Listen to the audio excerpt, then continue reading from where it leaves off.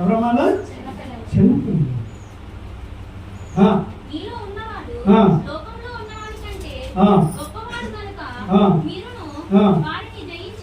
దేవునికి స్తోత్రం. హల్లెలూయా. ఈ అబద్ధ ప్రవక్తల మాటలు నమ్మకంగా ఉండాలంటే మనలో ఎవరు ఉండాలి?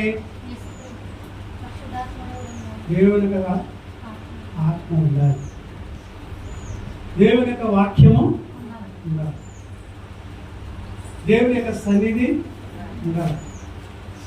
దేవుని ఆత్మ ఉంటే, దేవుని వాక్యం ఉంటే అప్పుడు మనం పసిగట్టేస్తాం.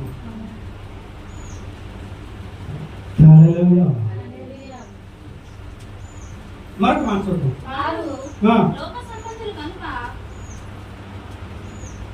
ఒకటే దేవుని సంబంధి, రెండవడు వాడు లోక సంబంధి కనుక లోక సంబంధికులు.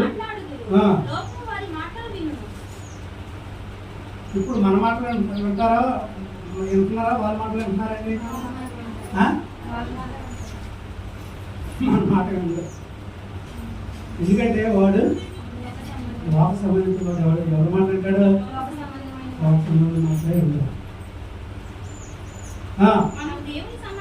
మనము దేవుని సంబంధము, దేవుని ఎరిగిన వాడు మన మాటలు వింటాడు. దేవుని ఎరిగినట్టు వాడే మన మాటలు వింటాడు.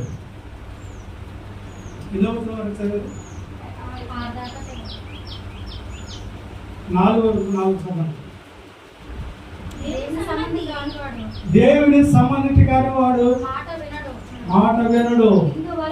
ఇందువలన మనము సత్య స్వరూపము ఆత్మ ఏదో భ్రమపరచు, ఆత్మ ఏదో తెలుసు